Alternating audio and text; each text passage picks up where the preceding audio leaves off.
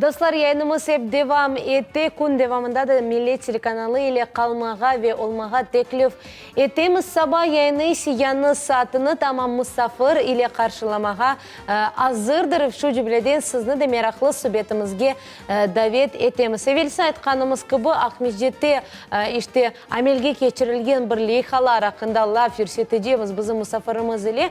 Daha doğrusu şu leyhalar sport hayatımızla bağlılar. Bilemiz, Akmejit şehrinde sport meydançıkları peyda olmağa başladı. Tamam, bu sport meydançıkları hakkında biz misafirimizle laf edeceğimiz. Studiyamızda Akmejit şehir memuriyeti başının mavini Emil Mamediyev. Селям алейкум, Эмиль. Селям алейкум. Селям алейкум. Сау. Эмиль Дамирович, как стало известно, 7 спортивных площадок установят во дворах многоквартирных домов, многоэтажек. Расскажите нам, пожалуйста, где именно появятся спортивные площадки и что за проект, да, «Спорт. Норма жизни».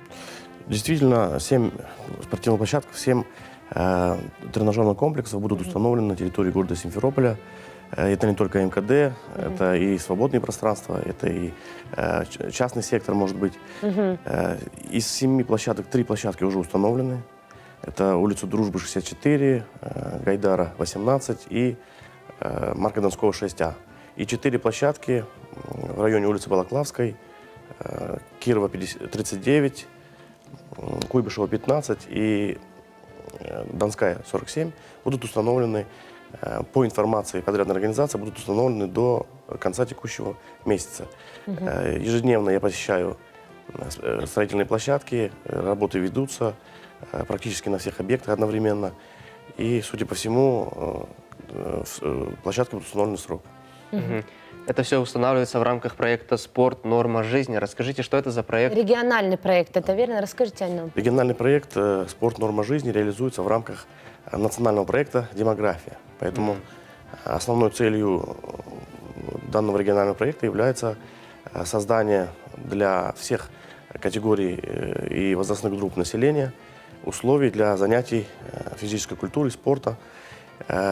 Конечно же, речь идет о массовом занятии спорта. Ну и основная задача – это, конечно же, насытить население региона спортивными объектами. Вот, Министерством спорта в рамках региональной программы планируется установить более 200 спортивных площадок на территории Республики Крым. По-моему, 220 спортивных площадок. Но цель этого регионального проекта и суть не только в установке спортивных площадок. В рамках регионального проекта строятся новые объекты спортивные, более крупные. Проводится реконструкция и капитальный ремонт уже действующих объектов. Это и стадионы, это и физкультурно-оздоровительные комплексы, это и спортзалы, ну и так далее. Мы сейчас говорим о 7 спортивных площадках, которые появятся до конца текущего года, но их значительно больше, они есть, и, по крайней мере, администрация стремится к тому, чтобы была практически в каждом дворе, верно? Совершенно верно. Спорт – это норма жизни.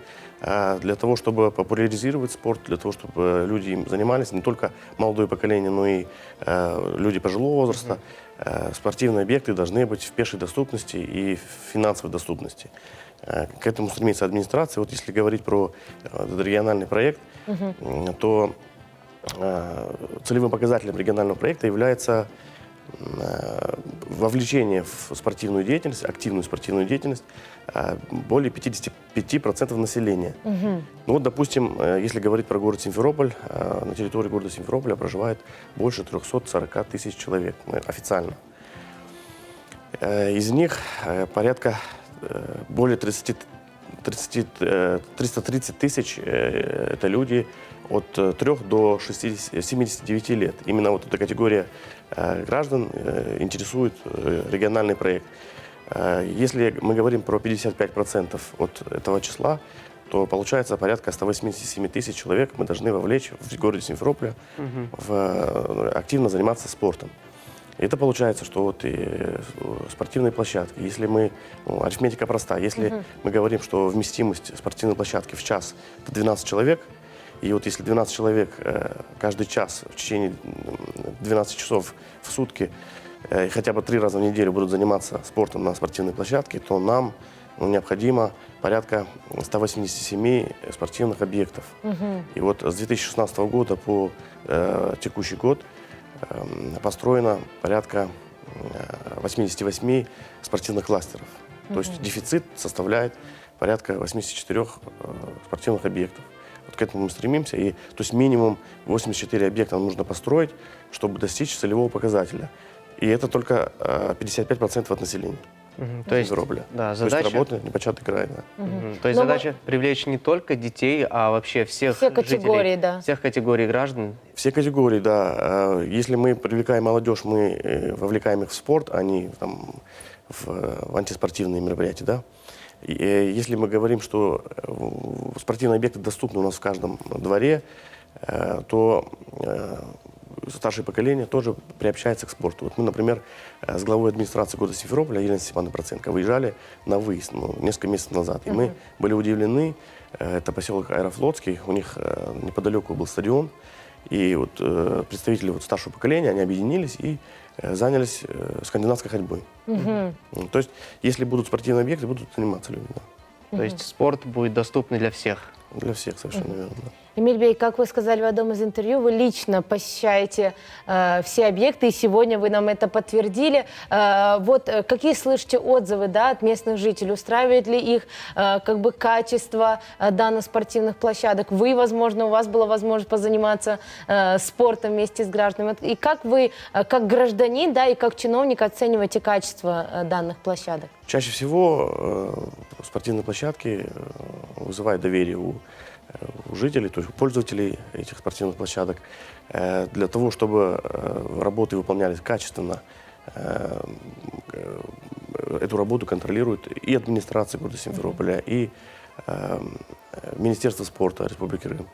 При Совете министров создан Центр оперативного реагирования, который также занимается контролем площадок. Плюс при администрациях есть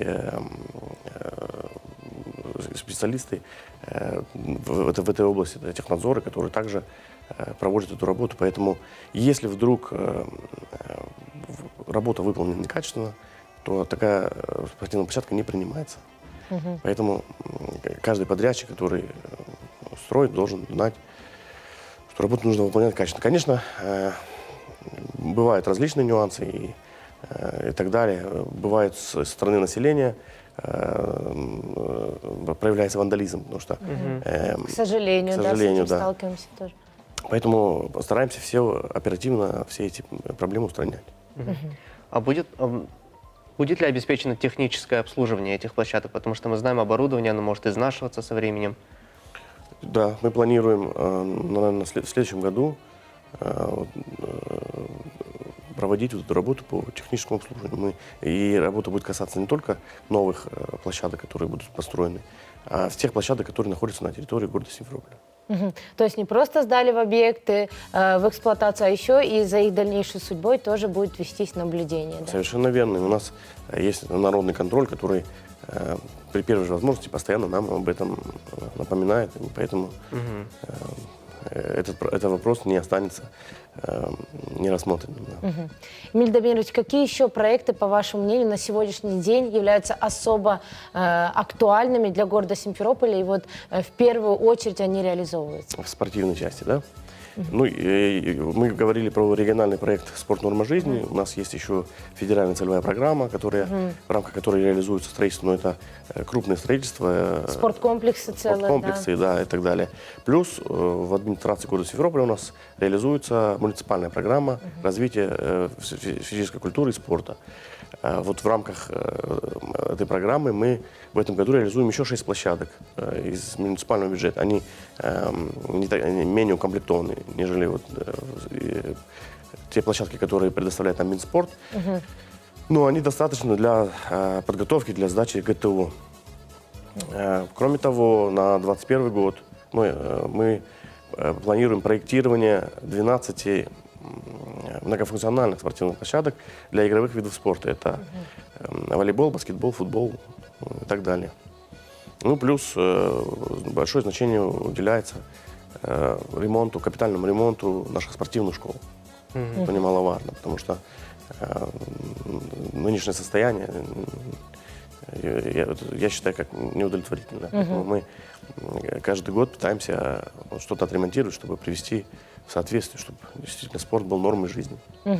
Тем более школы, в которых занимаются будущие чемпионы, будущее нашего спорта крымского, который будет представлять нас на международных аренах. Совершенно верно. Эмиль Дамирович Чохсагул, мы благодарим вас за то, что посетили нашу студию и, безусловно, желаем успешной реализации всех задуманных проектов и вот этого крепкого взаимодействия с народом. Чохсагул. Ойлетіп сайғылы достар, көреміз, яқында енді Қырымның бір сакені чықып спортнен оғраша білежек. Бұл әлбетті қуанчлы бір хабер. Субетіміз соңына келді.